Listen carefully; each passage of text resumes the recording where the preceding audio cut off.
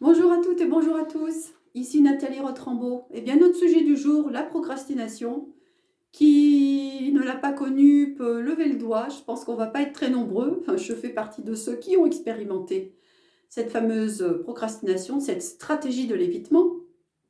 En fait, dans quelques minutes, je vais vous parler de deux types de procrastination. Ça vous apportera quelques détails. Et puis à la fin de la vidéo, je vais vous partager une stratégie très efficace pour éviter de tomber dans ce piège. Première chose, avant toute chose, on va tordre le cou à une croyance très répandue. On croit très souvent que les gens qui procrastinent, c'est-à-dire qui remettent au lendemain sans cesse ce qu'ils ont à faire, le font par faiblesse ou par paresse. Eh bien, pas du tout. Il se trouve que des études scientifiques ont prouvé que c'est le besoin de se sentir digne et compétent aux yeux des autres qui fait que finalement on procrastine. Étonnant, non? En fait, on procrastine parce qu'on a peur de mal faire. Et quand on fait mal les choses, on a l'impression que c'est soi-même qui est incompétent, indigne d'intérêt. Et cerise sur le gâteau, quand on se sent incompétent, l'estime de soi, elle diminue vitesse grand V. Donc pour garder une bonne estime de soi, qu'est-ce qu'on fait? On ne fait rien et on croit qu'on se protège. C'est un sacré cercle vicieux, n'est-ce pas? Alors comme promis, je vais vous évoquer les deux types de procrastination. La première procrastination, c'est celle active. Alors celle-là, c'est l'agitation, le mouvement en tous sens. On fait 1000 choses, plein de choses, mais rien de ce qui est important et urgent. C'est une stratégie d'évitement. Et comme on a fait toute autre chose, on est content de soi, on a quand même fait quelque chose, mais on a évité d'être confronté à un éventuel échec parce qu'on n'a pas fait ce que l'on devait faire. Deuxième type de procrastination, c'est celle passive. Alors là, celle passive, c'est l'inverse de l'autre. On s'assied, on ne bouge plus, et éventuellement, on regarde une série, on gratouille son téléphone, on lit. En tout cas, rien ne se passe.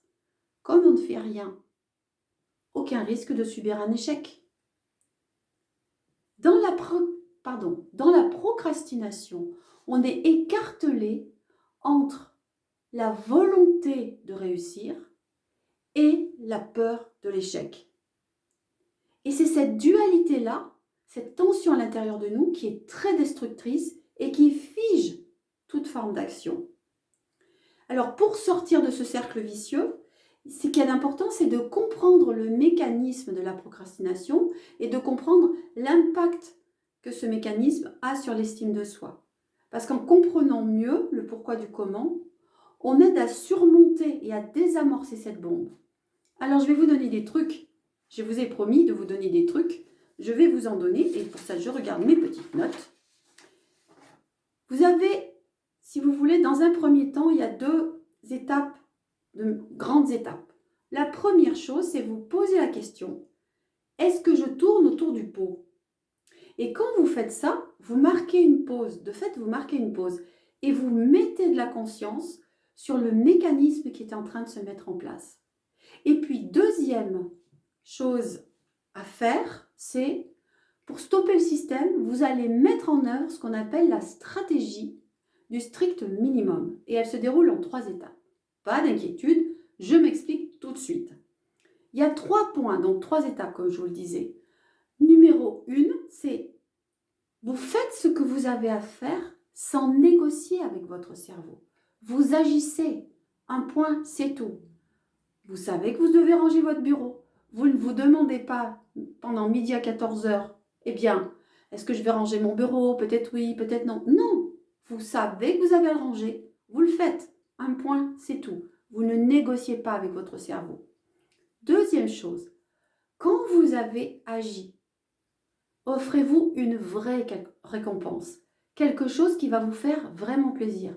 Par exemple, vous faites une pause et vous prenez un bon petit café en le savourant. Voilà, ça peut être une vraie récompense pour vous. Et puis, troisième étape de cette stratégie du strict minimum, félicitez-vous. Célébrez vos actions, vos résultats. Soyez fiers de vous. Laissez monter la fierté d'avoir réalisé tout ça. Pour bien mettre en œuvre cette stratégie, là, vous avez à nouveau 3 questions à vous poser. Et vous pouvez peut-être vous les poser avant. C'est la première chose, c'est quelles sont mes distractions préférées dans lesquelles je me réfugie quand je ne veux pas faire quelque chose. Une fois que vous les avez identifiées, eh bien, vous les éviterez d'autant plus facilement. Et il est beaucoup plus facile d'éviter de commencer quelque chose que d'avoir à arrêter quelque chose. C'est beaucoup plus simple, beaucoup plus facile, vous dépensez beaucoup moins d'énergie. Deuxième chose, c'est quel plan d'action précis vous allez mettre en œuvre. Ça veut dire quoi? Je vais faire quoi? Avec qui? Quand? Comment? Pourquoi? Une action bien planifiée est une action à demi réalisée. N'oubliez jamais ça. Vous gagnez beaucoup d'énergie à planifier, à être un peu proactif, parce qu'une fois que vous êtes dans l'action, vous avez les séquences et vous perdez moins d'énergie. Et la troisième question, c'est comment vais-je me récompenser? Ce qu'il y a d'important dans cette perspective, votre cerveau, vous savez qu'une fois l'action réalisée, le plan mis en œuvre, vous allez vous récompenser. Et ça soutient votre motivation. C'est très important. Quand vous avez tendance à la procrastination, vous pouvez faire aussi quelque chose. Vous imaginez une balance. Dans un plateau, vous mettez les raisons pour lesquelles vous faites les choses. Ce sont les motivations. Et puis dans l'autre, vous mettez les raisons pour lesquelles vous ne faites pas les choses. Ce sont vos peurs de l'échec. Et vous voyez un petit peu ce que ça donne. Ça vous donne une vision de quand vous aurez réalisé ceci ou cela. Ça vous donne une vision des choses et ça vous soutient dans votre effort et dans votre volonté. C'est comme ça que vous arriverez à faire refluer la procrastination. J'ai une dernière chose très importante à vous dire. Ne vous confondez pas avec vos résultats. Quels que soient vos résultats, ils ne sont que si vous voulez, ils sont représentatifs d'une action à l'instant T que vous aurez faite.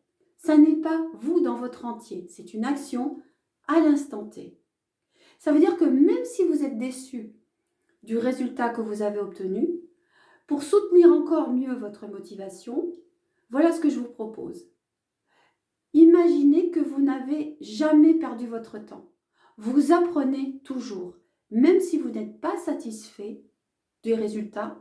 Plutôt que de penser en termes d'échec, pensez en termes d'expérience, d'expérimentation, d'apprentissage. On apprend toujours quelque chose. Ça, c'est une certitude absolue. Voilà, c'est ce que je voulais vous dire sur la procrastination. J'espère que ça va vous aider à en sortir, à ne pas y entrer. Vous voyez où vous en êtes. J'espère que vous avez trouvé de la valeur à cette vidéo. Je vous remercie infiniment de votre attention. Je vous retrouve très bientôt. Au revoir. Merci.